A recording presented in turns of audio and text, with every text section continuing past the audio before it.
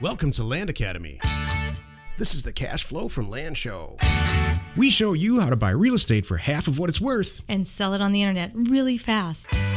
I'm Jack Butala. I'm Jill DeWit. We are Jack and Jill, and this is the Jack and Jill Show too. With over 15,000 completed transactions, we're the experts at acquiring property Of all kinds, not just land. for half price and flipping them for way more. All right, let's get this show started. Jack Butala with Jill DeWit. Hello. Jill I want to just said- slow you down one I know, day. she just said before we got on the show, you gotta slow it down. Yeah, you're tired. Welcome to our show, crazy man. In this episode, Jill and I talk about our Monday deal review, lots and acreage. This is a new thing. We're going to talk about the deals we're doing every Monday. Great show today, Jill. I'm excited, actually. I love talking about land deals.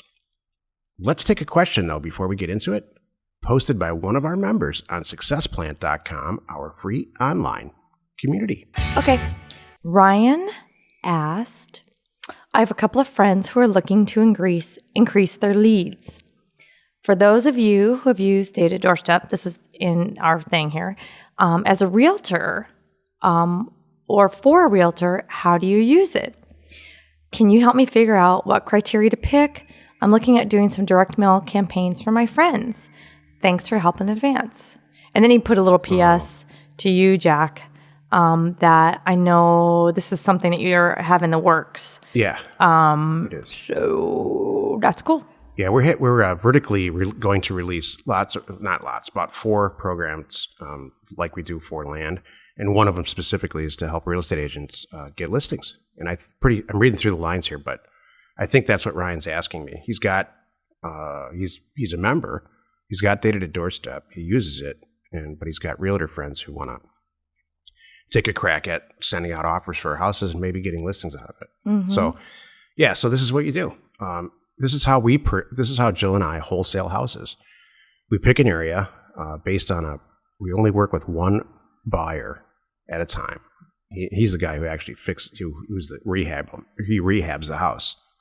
But he's always looking for super cheap property to rehab so he can resell it and increase his margins. So what we do is we pick an area that we know he loves, and then we send offers out. We buy them, market them up $10,000, and just sell them to him. You know, I don't care if it's $500,000 house, mark it up $10,000. If it's an $80,000 house, which we don't do anymore, we mark it up $10,000. But you might in your area. So what Ryan is saying, how can I help these realtors? Well, it's the exact same thing. That's why I went through that lengthy description. That was wondering. I'm like, cause so just the actual piece of mail that you send out's different. I know people that do that, and then the sellers call back and say, I'm not going to sell my house for that much, but I will accept an offer at X, which is higher. And then they say, that's too high. I'm a real estate agent. How about I just list it? And I'm not a fan of that at all. And that will never make a package. The right way to do it is just to say I'm an agent, like I think you're supposed to by law. I have a buyer in the area, and I'm interested in purchasing your house with this buyer for X.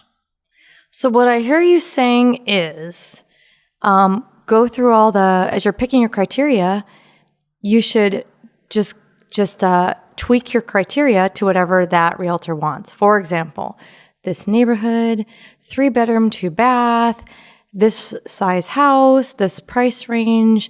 I'm trying to get leads for those type of properties. Bingo. Then you can quickly, in 15 minutes, spit out a list of all the owners and all the details of that exact property. Yep. And then you can do whatever you want with it, Ryan. The answer is yes. I mean, here's what the whole program is going to be about. It's in less than probably 45 seconds, maybe 30 seconds. You're a real estate agent on a $400,000 house. After all the splits and stuff, you're going to make $3,000, $4,000, maybe $5,000 if everything goes perfectly. Why not find a buyer to represent who buys houses all over the place all the time to rehab? Represent the buyer and just take a fee on the deal. There's no other agents involved. Now you have half the work's done because the property is going to be purchased right when you find it. So instead of trying to get a listing, this works for listings too, by the way. But instead of trying to get a listing, why not just wholesale it, find a buyer and represent that buyer in a ton of deals, which will lead to more buyers. Mm-hmm. So that's how I would use it, Ryan. I hope it's the Ryan that I know, because he's a good guy. If you have a question or you want to be on the show, call this number, 800-725-8816. Today's topic is Monday Deal Review, Lots and Acreage. Jill, what's in the acquisition pipeline?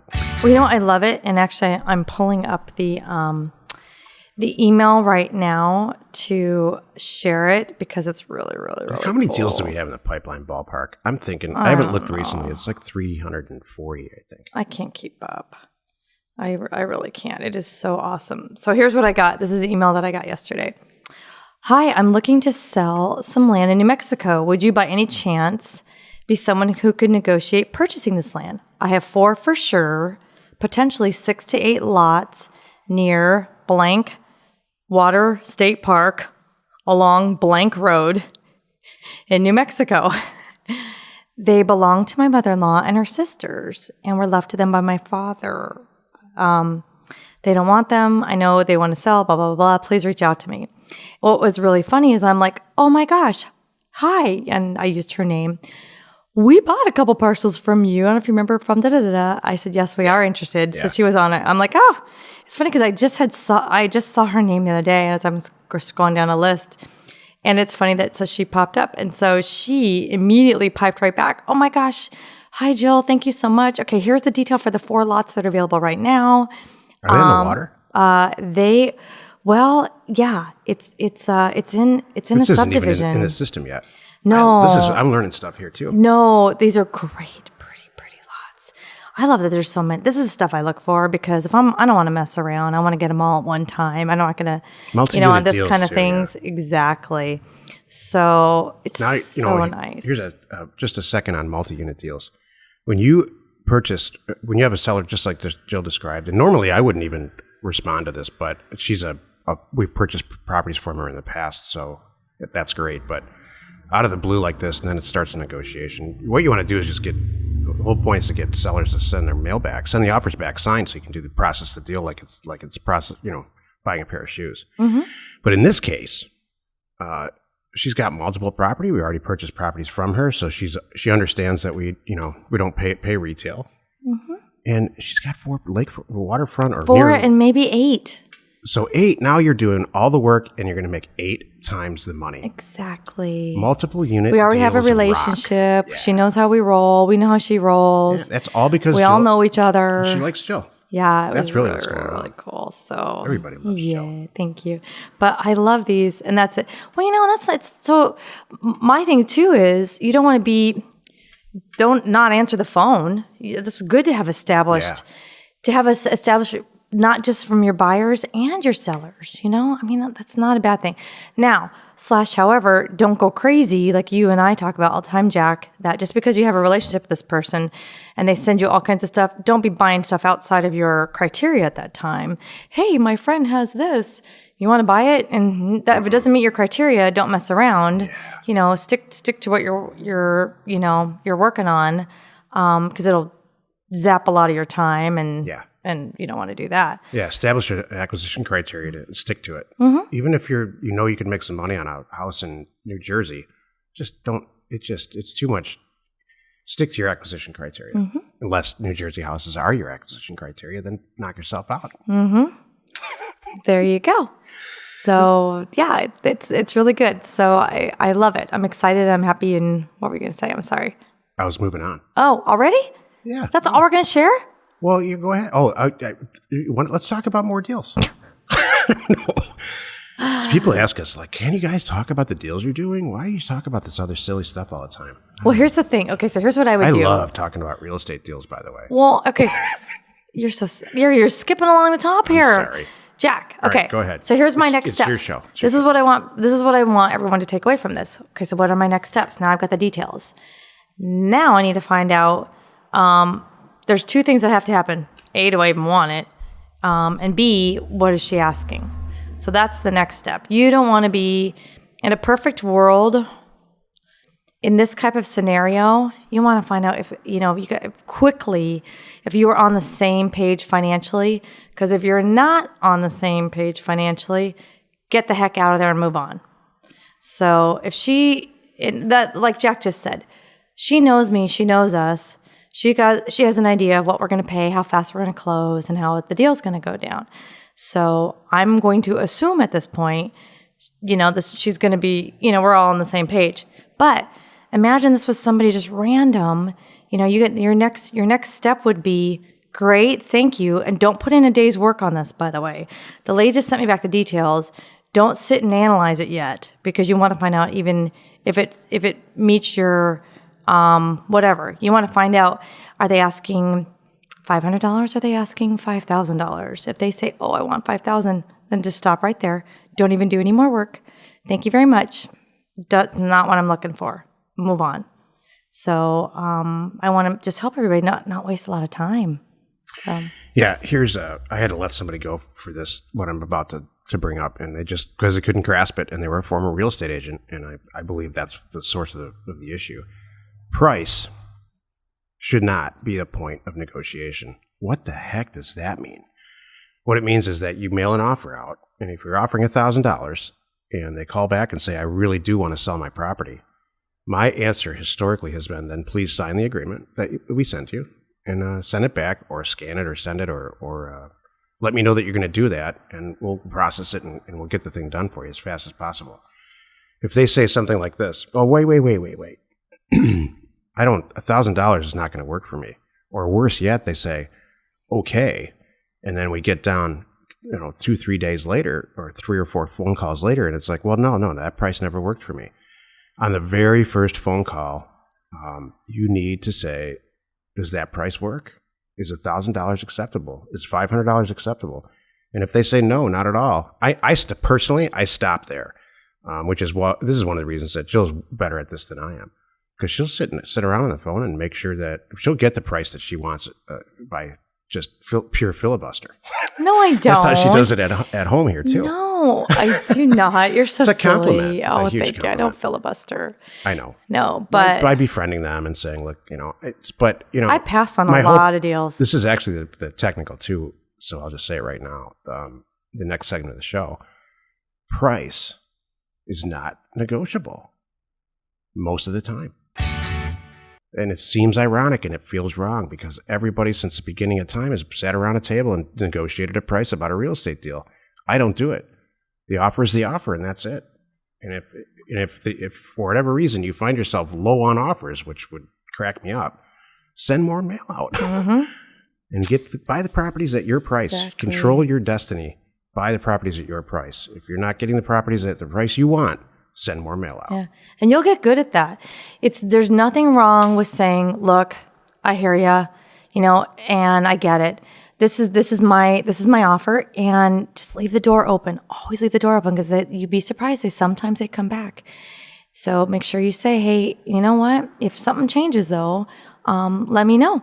And my offer will stand, for whatever you want to say. And I've had, $10,000 become $1,000. Yeah, I know you have. And stuff, just by being nice and leaving the door open and just saying, hey, I get it. If you want to go out, and if you get that, great, all the best. But if something changes, or, you're sitting on it for a month and a half and you decide you're done with that, let me know. And they come back. The only real reason I personally have adjusted a price at all is if somebody who receives an offer calls back and says this, hey, I got your offer for $1,000 and I get it. And I'm ready to sign it and send it back, but my sister owns half of this property and she wants $1,000 too. So if you could take $1,500, I'm going to go back to her and I'm going to really sell it hard. We're going to get a $750 check each. If you could just do that, that'd be great. And I'll do that. Mm-hmm. But I will not. This is what I won't do. Same situation. My sister really wants, my sister wants to sell it to. What will you offer? Well, I already just made an offer at $1,000. You got it in the mail. Mm-hmm. No. What are you really going to offer? Oh. Then I just click. Yeah, you can't go back and forth like that. It's negotiating it with silly. Myself. Yeah. I'm negotiating a deal with myself. And I have You're a right. peeve about that. Do I sound angry about this? Because I am a little. You're a little negative. I get upset about this. I sent you an offer. Hey, owner, I know. I sent you an offer. That's why you and I do things differently. You know what? And that's okay, Jack. You're all about that. You're right. I mean, this is the best way really is, just get into a system, send out a lot of offers, do the ones that come back and flip them and go. I see this happen in marriages. Oh, no. Hey, Send out a lot of offers? Hey, husband, this is not right. What you're doing over here, this thing that you're doing is not right. Well, what would you like me to do? I don't know. Try something different. I'll let you know. Okay, well, I'll do it this way then. How's that? Oh, it doesn't feel right yet. What? How should I do it? I'll let you know. Keep going. I call it a moving target. Keep trying. No, those aren't the right flowers. No, I don't like those either. Could you imagine? I see people who have lifelong relationships like this, and it's not gender specific. I can imagine this. This is great. The flower thing's perfect. Mm-hmm. No, I don't like those flowers either. I can honestly say, Jill, heck? honestly say that you are not that kind of person at all. Could you imagine if I did that? If I said, send them back, that's the wrong color. And I know that there's people that would do that. Personally had that happen. Yeah. You know what's great about you? You're the first person I've ever known or ever been in a relationship with where I can like literally go buy you a dress. Oh, yeah. And bring it back and you'll put it on and be happy like it's a movie. Yeah, I like it because you picked it out. Every person I've ever known, they're like, it's too short, it's too long, it's not the right color, all this. It just ends up going back. No, thank you. I appreciate that. Huge compliment. Now I know why you're kind of taken aback sometimes. You're like, really? Can I do that? I'm like, yeah, go pick it out. I don't care. I like it. Seriously. It's fun. Jewelry too. Yeah. I don't think I mean, have you ever taken any? And it wouldn't hurt my feelings at all. Honestly, I don't think you ever have. No, I love it. That's awesome. Well, that's half of it. Everybody needs to slow down and appreciate it's a gift and where it's coming from. Let's not be that picky. If you want a blue one, go buy yourself a blue one, or whatever it is. Right. Come on. I mean, there's times when you really do need to find out, like if there's something real specific. I don't know, like that. There's a few examples I could bring up, like I don't know. The main wedding ring or engagement ring or... How about a house? Or a house. House is a good example. You do not Hey, baby, I picked it out. Hope you like it. With that, this is how Jill and I have done real primary residence deals like this. I've done all the work, because I'm crazy. I'll spend 80 hours on finding something like that or a car. And I'll say, I got it all down to this. Here's 4. And that's how Jill likes it to be presented. Here's 4 of them. You choose. And instead of... You don't want all the grunt awfulness. And those 4 are totally just like we send out offers. Those 4 are totally acceptable to me. Whichever one she chooses is fine. And that seems to work great. Yes, it does. Keep doing that. If you have a question or you want to be on the show, call us at 800-725-8816. I already did the technical too, right? You did. It's time. That means it's time for Jill to inspire us. Okay. I'm very proud of this one. What does your desk look like? And what does it say about you? I love it. Isn't this good? I just came up with this. I love it. I'm like all excited. Think about where you're sitting right now. Is it neat? Is it organized? Is there trash in the corner? Do you have cups stacked up? Do you have piles on your desk? I'm even thinking about your actual desk. Is it glass? Is it wood? Is it one desk? Is it 2 desks? Is it open to greet people, or are you in a corner? Do you look out a window? Do you not look out? I mean, there's so many things, and when you really sit and think about it, it's super interesting. And what's funny is, as I say this, I love my desk. I love my setup, but I'm not a super duper fan about the way I'm facing. And you know what it says about me? I'll tell you right now, Jack. My desk is right now positioned in both the California office and the Scottsdale office. My desks are placed where I thought I wouldn't be in the way. I was trying to make room and for other people, and that's really me. It really says something. And it's not like I'm not going to go right now and move it and put it in the middle of the room and say, heck with you all. You can just walk around me because this is the best view, which, that's not me. But there are people that are like that too, by the way. So, so Jack, what does your desk say about you? Says I'm the owner. And I never thought about it until now. Gosh. Oh, great. Okay. But the way that it's organized and stuff, I mean, look, here's the thing. I'm one of those people who there's just nothing on my desk ever. Mm-hmm. My whole life is completely paperless because it's organized. That's how I organize things, you know. And if it's on my desk, I'm working on it. That task or what, and my computer's the same way. If it's on my desktop, the desktop of my computer, I'm working on it. If not, it's filed where it's supposed to be. I don't have a wastebasket. I don't have any office supplies. Yeah, where did that trash go? That trash went. You had a cool trash can in here because you thought it looked cool, and then you realize it's a trash can, and now it's hidden. And no, you know what the truth is there? Not that anybody cares except you. Maybe you don't even. It looked like Oscar the Grouch, his trash can. I know. But it was the source of a bloody mess yesterday because it was, you know that first date scenario that we went through? Is it gone? No, it's no. Oh, okay, good. Because I'll use it. I like it. I just got to grind down some parts, and then I will. Because I love that thing. I love that little trash can. It looks cool. Okay, cool. So yeah, my desk is glass. There's 2 parts of it. Never had a credenza in my life. That seems silly. I have 2 huge monitors, sometimes 4 huge monitors, depending. Like Scottsdale's got 4. Mm-hmm. Isn't that interesting? It's just efficient. So that's about you, and that's true. That's about you. Yours is wood. Mm-hmm. Not sure it's by choice. It is. You have a little rolly thing that goes in there with all your stuff. Because I need a little more room. Because I can't. Because I'm not like you. I have like pens and things. Yeah. Well, you know what's funny? Because you know why, Jack? This is what it says about me. You know what my rolly thing is there for? It's for a lot of people, including you. You come in looking for sticky notes and pens because they're not on your desk, but you know to get them on mine, and I'm okay with that. I have a backpack, not a briefcase. I threw my briefcase away when I threw my accounting career away, happily. In the ocean? Is your briefcase under the bottom of the ocean right now? Is it off the pier? I threw suits in the ocean. I threw time cards in the ocean. Yeah. You know what? Do you have a single tie here in California? I own 1 tie. Oh. And 1 suit. Where is it? No, it's not here. It's all in Scottsdale. It's hilarious. I love it. That's good. And I'm not even going to say it on the air. You know what it's for, listener. Those 2 events. We really only go to 1. Yeah. And at my age, there's not a lot of weddings anymore. That's awesome. Okay. I mean, do you have this is a silly question. Do you have like not formal black tie, but like a suit coat dress to go out to dinner? You probably do. I do. I don't even have a coat here. I do. I actually have. I usually have, and I have it here with me.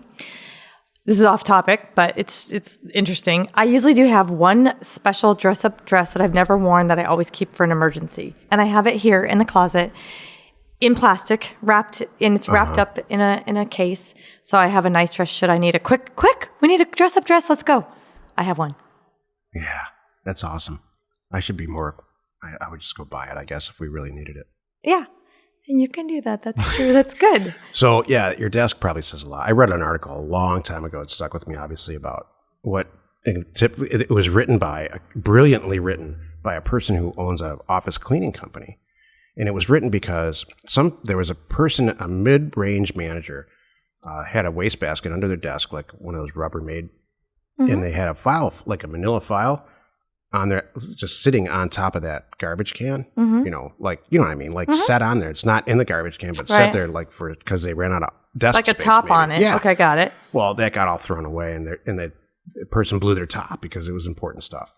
Oh. So this cleaning company wrote a blog or an article about, how executives have nothing on their desk ever and mid-range people have a ton of work and there's stuff everywhere. And then like the worker / technicians or the associates, they're ultra organized. So it's always a middle manager that's a mess. That's interesting. And then their take was the middle manager's a mess. Don't touch any of their stuff. Just clean around it. The top level manager wants everything scrubbed down clean, and disinfected, even though there's not doing any work at all. And the lowest level person's incredibly organized and everything's locked. And they know what? That rings true. I mean, it really, at every company I've ever, including these companies we have, it's pretty much true. Yeah, I agree. Good stuff.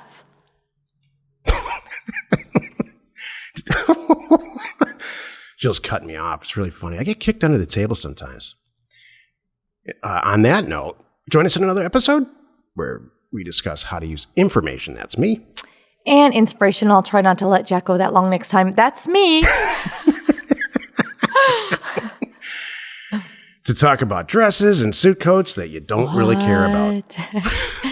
We use it every day to buy property. It doesn't sound like we buy any property around here as much as he's chatting, but we do for half of what it's worth and sell it immediately. You are not alone in your idiosyncratic ambition to buy real estate. Where did that show go? What the heck?